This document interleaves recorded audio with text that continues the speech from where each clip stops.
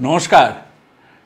ট্রেনে সাধারণ শ্রেণীতে ভ্রমণের আরও সহজ করতে ইউটিএস মোবাইল অ্যাপে একটি গুরুত্বপূর্ণ পরিবর্তন করা হয়েছে।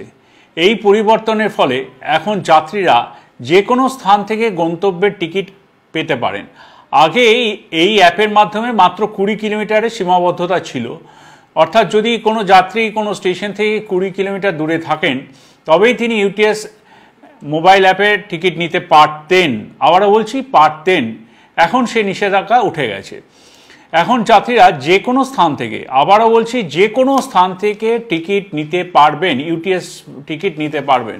শুধুমাত্র যদি কোনো যাত্রী প্ল্যাটফর্মে থাকেন বা ট্রেনে ভ্রমণ করেন তবে তিনি ইউটিএস মোবাইল অ্যাপ ব্যবহার করে অনলাইনে টিকিট কাটতে পারবেন না। বিনা টিকিটে রেল সফর বন্ধ করার উদ্দেশ্যেই এই পদক্ষেপ নিয়েছে পূর্ব রেলওয়ে।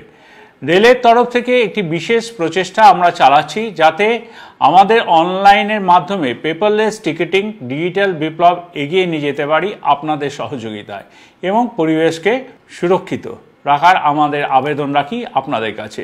তাই আপনারা ইউটিএস অন মোবাইলের মাধ্যমে টিকিট কাটুন, অযথা লাইনে দাঁড়াবেন না, বাড়িতে বসে টিকিট কাটুন, কোনো চিন্তা নেই। ধন্যবাদ।